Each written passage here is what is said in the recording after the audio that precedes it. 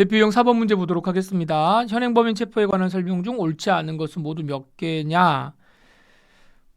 기억번. 현행범인 체포의 적법성과 관련돼 가지고요. 적법하냐 부적법하냐 요 이야기를 할 건데, 체포 사유의 판단은 체포소에 기재된 죄명에 의해야 된다. 여러분 이 긴급 체포하고 네. 여기 있네요. 긴급 체포하고 현행범 체포하고요. 긴급 체포하고 현행범 체포는 두 개의 공통점이 뭐죠? 두 개의 공통점은 뭐가 없다. 영장이 없습니다. 영장이 없으니까 체포를 하고 난 다음에는 뭘 써야 돼요? 긴급 체포는 긴급 체포서를 써야 되고, 현행범 체포는 현행범 체포서를 써야 돼요. 그럼 거기 이제 죄명을 적겠죠. 죄명을 적는데 이걸 언제 쓰는 겁니까? 현장에서 쓰는 거란 말이에요. 즉시 써야 되기 때문에 바로 이렇게 쓴다고 쓰는데, 여기에 쓰는 그 죄명이 있죠. 죄명. 이 죄명. 나중에 이 죄로 현행범으로 체포한 것이 적법하냐 부적법하냐라고 하는 것을 판단할 때 이 죄명에 기속이 되는 거냐. 근데 사실 우리 경찰이, 물론 여러분들이 형법, 형사소송법을 열심히 공부하고 이제 합격하셔가지고 교육 받으시고 가서 이제 실무에 투입이 되시지만, 사실 그 상황이 정확하게 우리가 판단한 그 죄명이 맞는지 안 맞는지는 사실 모르잖아요. 이거는 검사도 몰라요. 검사도 그걸 잘 모르기 때문에 재판하다가 이거 아닌가벼 이렇게 하면서 어떻게 공소장을 바꾸잖아요. 공소장 변경한다고 하잖아요. 그렇기 때문에 이 적법성 판단에 대해서는 거기에 뭐라고 적었느냐가 사실 중요한 게 아닙니다. 그렇게 되지 않고요. 거기에 한정되지 않는다. 그리고 여러 가지 이제 객관적인 상황들을 봐서 그 당시에 이 적법성이라고 하는 건 현행범 체포를 할 수 있는 상황이었느냐 아니었느냐, 이걸 판단하는 것이기 때문에요. 굳이 이 부분은 한정되는 게 아니다. 이렇게 보시면 되겠습니다.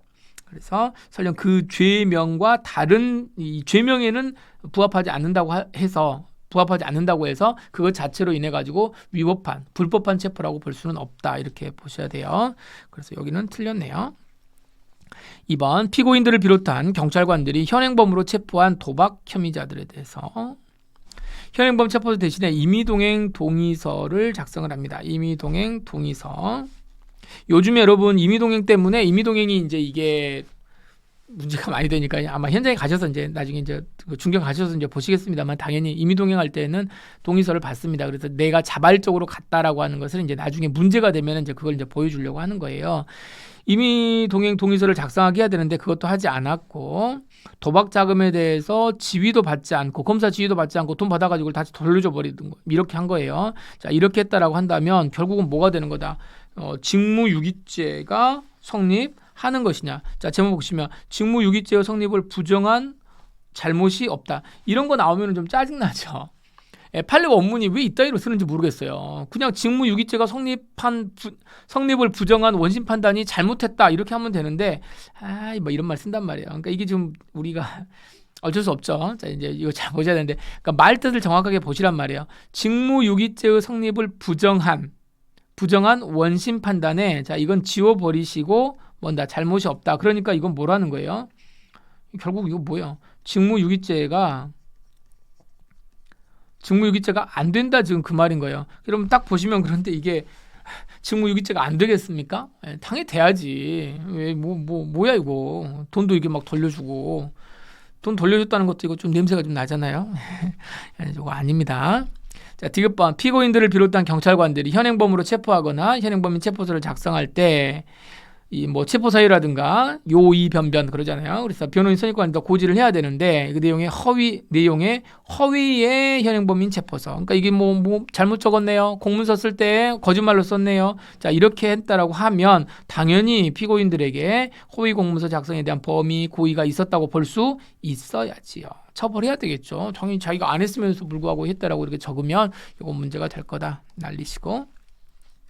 자, 리을, 경찰이 집회 참가자에 대한 체포에 나서서 9명을 현행범으로 체포하고, 집회하는데 이제 막 엄청 힘들죠.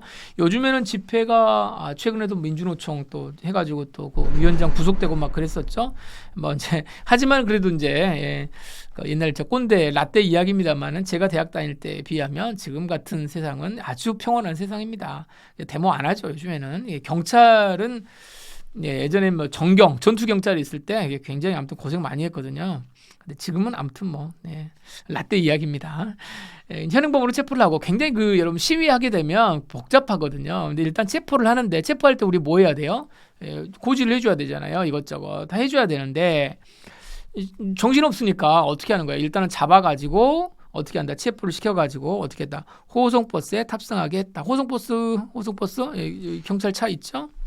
자, 거기다가 이제 올라가면서 어떻게 했다? 그때 이제 이 변 이렇게 이제 요걸 이제 이야기를 했다. 그렇다면 적법한 고지가 있다고 볼 수 있느냐? 이제 뭘 지금 주장했겠어요?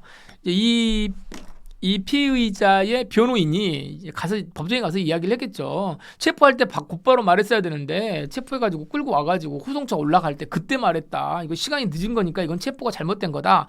이제 나름 이제 변호사가 이제 형사법 공부하고 이제 의뢰인들을 풀어주기 위해서 이제 주장을 했지만 판사님이 뭐라 그러냐면 좀 닥쳐라. 야, 그 정도는 경찰에게 충분히 경찰 안 그래도 지금 바빠 죽겠는데 1명, 2명, 3명, 9명이나 잡는데 빨리 묶어가지고 묶는다는 건 좀 그렇지만 빨리 체포를 해가지고 호송차에 올려 보내는 게 중요한 거고 올라가면서도 나름대로 이야기를 했다라고 한다면 문제가 되지 않는다. 그 정도는 괜찮다라고 본 사례입니다. 그래서 이것도 적법하게 이루어졌다고 볼 수 없다 그랬으니까 없다가 아니고 틀렸습니다. 있답니다. 그러면 옳은 것은 없네요. 네, 없네요. 여기까지 하겠습니다.